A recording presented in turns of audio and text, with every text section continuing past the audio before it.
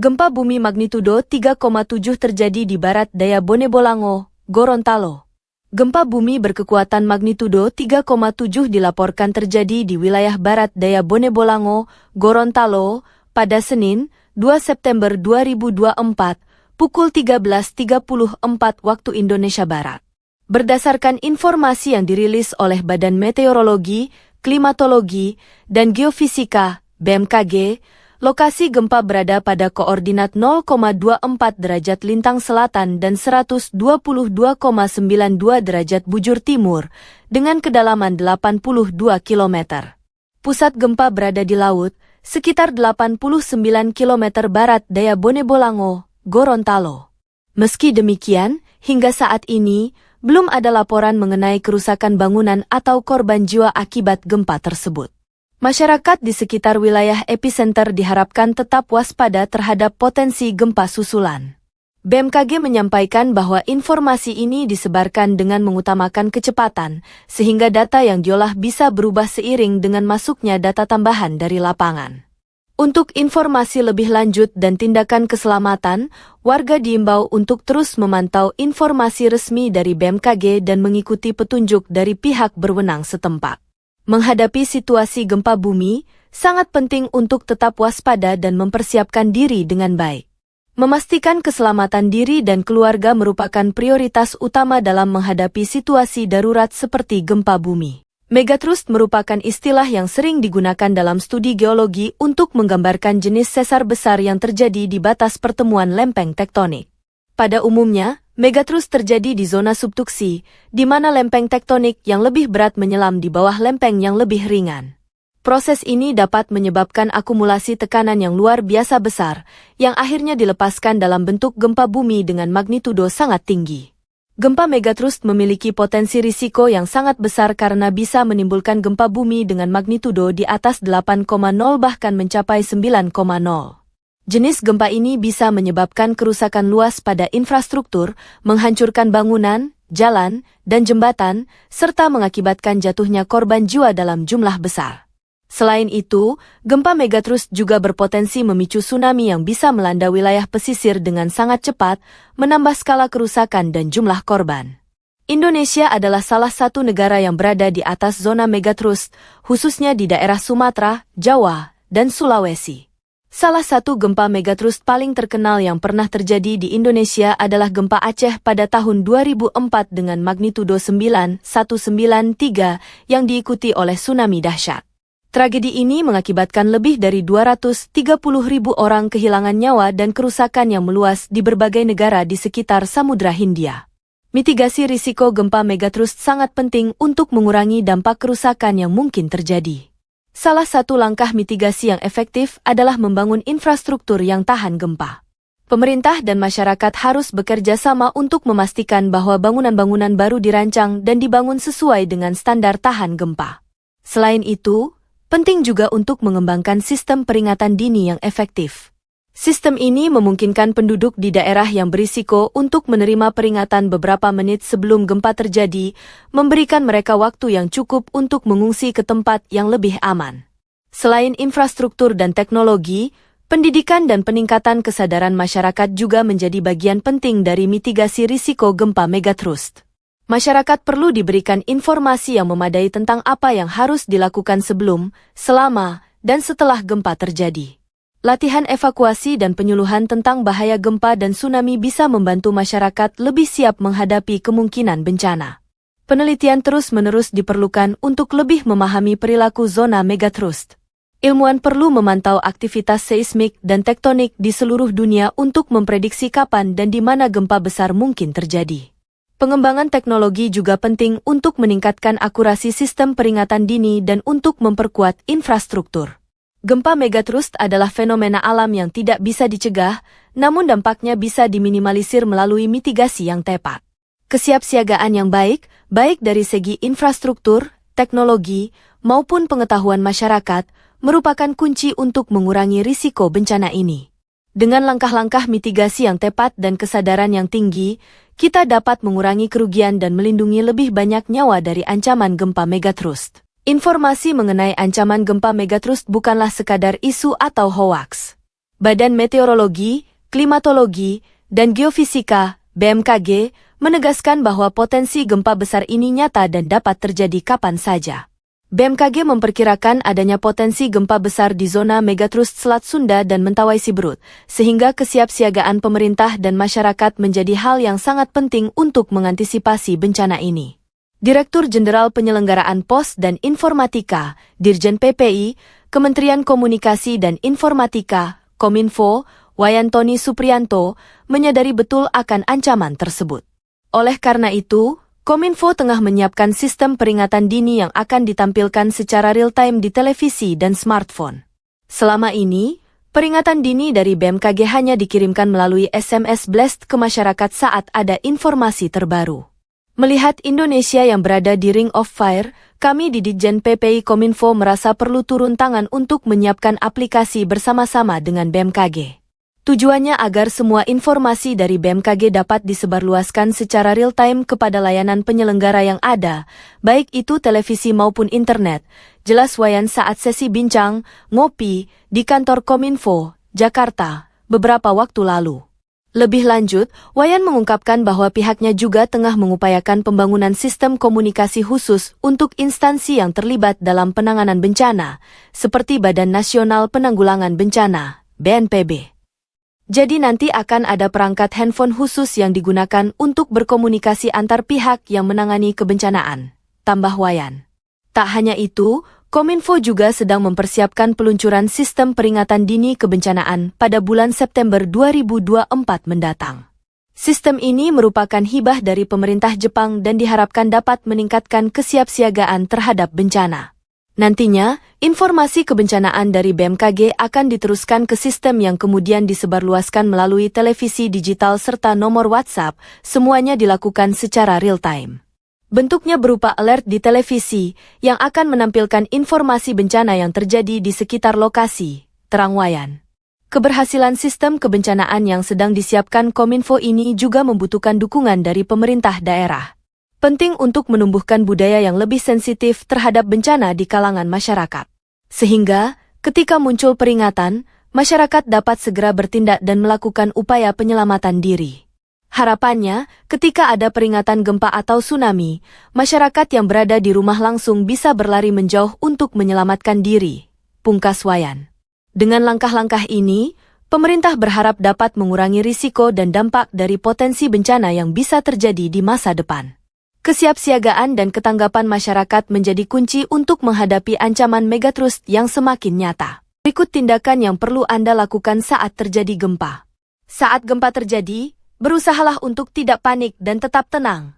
Tarik napas dalam-dalamnya, lalu lihatlah keadaan sekitar dan pilihlah tempat yang aman untuk berlindung. Jika pada saat gempa sedang berada di dalam penginapan, berusahalah menyelamatkan diri dan orang yang ada di sekitarmu. Berlindung di bawah meja adalah tempat terbaik untuk melindungi diri dari benda-benda yang berjatuhan akibat gempa. Setelah itu, lindungi kepala dengan benda empuk. Misalnya bantal, helm, papan, atau yang paling praktis kamu bisa menggunakan kedua tangan dengan posisi tertelungkup. Jika pada saat gempa terjadi kamu sedang berada di luar ruangan, tindakan pertama yang harus dilakukan adalah bergerak menjauhi gedung dan tiang lantas menuju daerah terbuka. Tetap tenang dengan menarik napas dalam-dalam dan jangan lakukan apapun. Sebab, biasanya setelah gempa pertama akan terjadi gempa susulan. Jika saat itu kamu sedang berada di kerumunan, biasanya akan terjadi kepanikan. Untuk menghindari hal tersebut kamu bisa perhatikan arahan petugas penyelamat dan usahakan langsung menuju ke tangga darurat untuk menuju ke daerah terbuka. Jika gempa terjadi saat kamu sedang berada di gunung, bergeraklah menuju daerah lapang untuk berlindung. Hindari daerah dekat lereng karena ada kemungkinan akan menimbulkan longsor dan mengancam keselamatan jiwa. Gempa di bawah laut bisa menimbulkan gelombang tsunami. Jika gempa itu terjadi, bergeraklah ke dataran yang lebih tinggi. Bagi yang sedang melakukan perjalanan saat terjadi gempa, berpeganglah erat agar tak terjatuh. Berhentilah di tempat yang lapang dan berhentilah di sana. Gempa bumi terkini melanda di wilayah Jailolo, Maluku Utara, Malut, Senin, 2 September 2024, siang. Berdasarkan BMKG Sulawesi Utara, gempa bumi itu terjadi pada pukul 11.17 WIB atau pukul 12.17 WITA. Kekuatan gempa bumi yang melanda daerah tersebut yakni magnitudo 3,5 SR. Pusat gempa bumi berada di Laut, 131 km, Barat Laut Jalolo, Melat. Kedalaman pusat gempa berada di kedalaman 37 km. Berikut data gempa berdasarkan unggahan akun resmi Facebook BMKG Sulawesi Utara. Info gempa magnitudo 3,5 skala Richter, 2 September 2024 pukul 11:17:03 WIB, lokasi pukul 1:45 Lintang Utara, 126, 35 Bujur Timur, 131 km Barat Laut Jaololo Maluku Utara, kedalaman 37 km. BMKG TNT, gempa bumi berkekuatan magnitudo 3,6 guncang barat daya Tanggamus, Lampung. Pada Senin, 2 September 2024, pukul 13:27 WIB, gempa bumi dengan kekuatan magnitudo 3,6 dilaporkan mengguncang wilayah 107 km barat daya Tanggamus, Lampung. Berdasarkan informasi yang dirilis oleh Badan Meteorologi, Klimatologi, dan Geofisika, BMKG, gempa tersebut berlokasi pada koordinat 6,28 derajat lintang selatan dan 104,14 derajat bujur timur, dengan kedalaman gempa mencapai 28 km. Pusat gempa berada di laut, namun hingga saat ini belum ada laporan mengenai dampak kerusakan bangunan atau korban jiwa yang ditimbulkan. Masyarakat di sekitar wilayah epicenter diharapkan tetap tenang namun waspada terhadap kemungkinan gempa susulan. BMKG menyampaikan bahwa informasi ini diutamakan untuk kecepatan penyampaian, sehingga hasil pengolahan data mungkin belum sepenuhnya stabil dan bisa berubah seiring dengan masuknya data tambahan dari lapangan.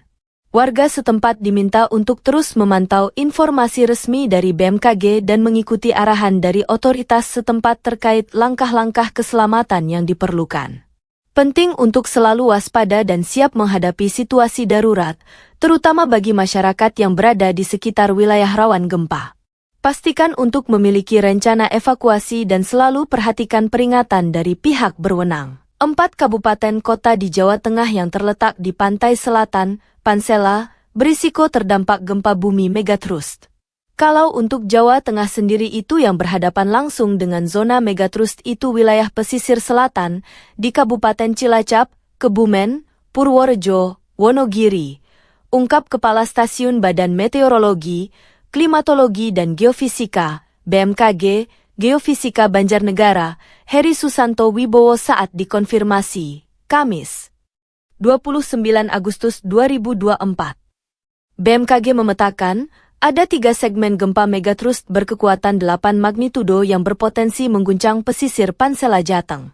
Risiko gempa itu membentang 240 km dengan pergerakan 7 cm tahun. Potensi di megatrust yang ada di wilayah Jawa Tengah itu bisa membangkitkan kekuatan 8,7. Itu perhitungan para ahli. Bisa tersebar sekitar 200 hingga 240 kilo di pesisir selatan Jawa, jelasnya. Dia mengatakan 3 pemetaan zona megatrust di Indonesia terbagi di 13 segmen. Sebanyak 3 segmen terletak di Jateng, yakni segmen Selat Sunda, East Central Java, Jatim dan Jateng, dan Jawa Barat. Di Indonesia itu terdapat sekitar 13 segmen megatrust, kalau untuk di Jawa Tengah ada 3 segmen megatrust yang memiliki potensi mengancam wilayah Jawa Tengah, imbuhnya. Heri menjelaskan potensi gempa megatrust di Pansela Jateng disebabkan adanya titik sumber gempa dan juga area pertemuan lempeng zona subduksi tersebut.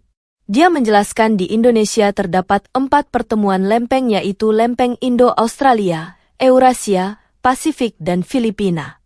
Megatrust itu merupakan tempat pertemuan lempeng, di mana lempeng Indo-Australia menunjang atau menyusut ke lempeng Eurasia atau lempeng benua dengan kedalaman kurang dari 50 km.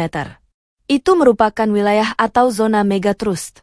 Mega itu besar, trust itu naik, berarti itu merupakan patahan yang naik oleh secara etimologi, jelasnya. Lebih lanjut, gempa megatrust juga memiliki resiko kerusakan bangunan yang cukup besar. Oleh karena itu dia menyebut adanya peringatan megatrust bukan untuk menakuti masyarakat Pansela, namun mengajak dan mengedukasi masyarakat agar mampu melakukan mitigasi terhadap risiko gempa tersebut. Terlebih mengingat potensi gempa megatrust tidak bisa diprediksi waktu terjadinya. Kami harapkan dan mengimbau masyarakat tetap tenang, tidak perlu khawatir berlebihan. Gempa itu belum ada teknologi yang bisa memprediksi secara tepat kapan akan terjadi. Kalau kita sudah mengetahui potensinya tersebut, tentunya upaya-upaya kewaspadaan dan mitigasi perlu ditingkatkan, baik itu mitigasi struktural maupun mitigasi non-struktural. Tandasnya. Berikut ini prediksi dari BMKG terkait gempa megatrust yang bisa memicu terjadinya tsunami di Indonesia. Ini waktu dan lokasinya. Gempa besar yang dikenal sebagai megatrust yang diduga mengancam Indonesia baru-baru ini menjadi topik hangat di berbagai platform, termasuk viral di TikTok dan media sosial lainnya. Kabar mengenai gempa ini, yang berpotensi memicu tsunami dahsyat, menyebar setelah terjadinya gempa besar berkekuatan 7,1 skala Richter di Jepang, tepatnya di Pulau Kyushu, pada Kamis, 8 Agustus 2024, lalu. Di zona megatrust ini, terdapat palung bawah laut sepanjang 800 km yang membentang dari Shizuoka di barat Tokyo hingga ujung selatan Pulau Kyushu. Gempa besar yang terjadi 2 minggu lalu dikhawatirkan dapat menjadi pemicu gempa dahsyat berikutnya di sistem tunjaman Nankai. Kepala Pusat Gempa Bumi dan Tsunami BMKG, Daryono, menyampaikan bahwa kekhawatiran para ilmuwan Jepang terhadap megatrust Nankai serupa dengan kekhawatiran yang dirasakan para ilmuwan di Indonesia. Di Indonesia, yang perlu mendapat perhatian khusus adalah seismic gap megatrust Selat Sunda, M87, dan megatrust Mentawai Siberut, M89. Gempa di kedua segmen megatrust ini hanya tinggal menunggu waktu, mengingat kedua wilayah tersebut sudah ratusan tahun tidak mengalami gempa besar, kata Daryono dalam pernyataan resminya beberapa saat lalu. Sebagai langkah mitigasi, BMKG telah menyiapkan sistem monitoring, pemrosesan, dan penyebaran informasi gempa serta peringatan dini tsunami yang semakin cepat dan akurat. Daryono juga menjelaskan bahwa jika gempa besar benar-benar terjadi di megatrust Nankai, kemungkinan besar hal ini akan memicu tsunami, karena setiap gempa besar dan dangkal di zona megatrust berpotensi menyebabkan patahan dengan mekanisme naik, thrust fault, yang dapat mengganggu kolom air laut, memicu terjadinya tsunami. Pertanyaan yang muncul adalah, apakah jika gempa megatrust besar terjadi, hal tersebut akan mempengaruhi lempeng tektonik di Indonesia? Jawabannya adalah, jika terjadi gempa besar di megatrust Nankai, deformasi batuan skala besar yang terjadi dipastikan tidak akan berdampak pada sistem lempeng tektonik di Indonesia. Jaraknya yang sangat jauh serta biasanya dinamika tektonik yang terjadi hanya berdampak pada skala lokal hingga regional pada sistem tunjaman Nankai, jelas Daryono. Meskipun demikian, tsunami besar di Jepang dapat menjalar hingga ke wilayah Indonesia, sehingga hal ini perlu kita waspadai, tambahnya. Meski demikian, Daryono menyatakan bahwa masyarakat tidak perlu khawatir, karena apa yang terjadi di Jepang dapat dipantau secara real-time dan dianalisis dengan cepat. Menurut Daryono, BMKG dapat memodelkan tsunami yang mungkin terjadi dan dampaknya menggunakan sistem INATWS, Indonesia Tsunami Early Warning System, sehingga BMKG akan segera menyebarluaskan informasi gempa bumi dan peringatan dini tsunami di seluruh wilayah Indonesia, khususnya di bagian utara Indonesia. Berdasarkan skala MMI yang dikutip dari laman BMKG, berikut info MMI yang dapat dipelajari. 1 MMI. Getaran gempa tidak dapat dirasakan kecuali dalam keadaan luar biasa oleh beberapa orang. 2 MMI. Getaran atau goncangan gempa dirasakan oleh beberapa orang, benda-benda ringan yang digantung seperti lampu gantung bergoyang. 3 MMI. Getaran gempa dirasakan nyata dalam rumah. Getaran terasa seakan-akan ada naik di dalam truk yang berjalan. 4 MMI. Pada saat siang hari dapat dirasakan oleh orang banyak di dalam rumah, di luar rumah oleh beberapa orang, gerabah pecah, jendela pintu bergoyang hingga berderik dan dinding berbunyi. 5 MMI. Getaran gempa bumi dapat dirasakan oleh hampir semua orang, orang-orang berlarian, gerabah pecah, barang-barang terpelanting, tiang-tiang dan benda besar tampak bergoyang, bandul lonceng dapat berhenti. 6 MMI. Getaran gempa bumi dirasakan oleh semua orang. Kebanyakan orang terkejut dan lari keluar, plester dinding jatuh dan cerobong asap di pabrik rusak, kerusakan ringan. 7 MMI. Semua orang di rumah keluar. Kerusakan ringan pada rumah dengan bangunan dan konstruksi yang baik.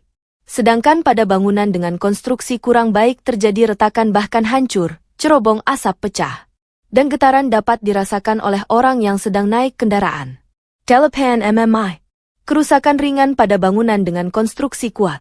Keretakan pada bangunan dengan konstruksi kurang baik, dinding terlepas dari rangka rumah, cerobong asap pabrik dan monumen roboh, air berubah keruh. Sembilan MMI. Kerusakan pada bangunan dengan konstruksi kuat, rangka rumah menjadi tidak lurus, banyak terjadi keretakan. Rumah tampak bergeser dari pondasi awal. Pipi-pipa dalam rumah putus. 10 MMI. Bangunan dari kayu yang kuat rusak, rangka rumah lepas dari pondamennya, tanah terbelah rel melengkung, tanah longsor di tiap-tiap sungai dan di tanah-tanah yang curam. 11 MMI. Bangunan-bangunan yang sedikit yang masih berdiri. Jembatan rusak, terjadi lembah. Pipa dalam tanah tidak dapat terpakai sama sekali, tanah terbelah, rel sangat melengkung. 12 MMI. Hancur total, gelombang tampak pada permukaan tanah. Pemandangan berubah gelap, benda-benda terlempar ke udara.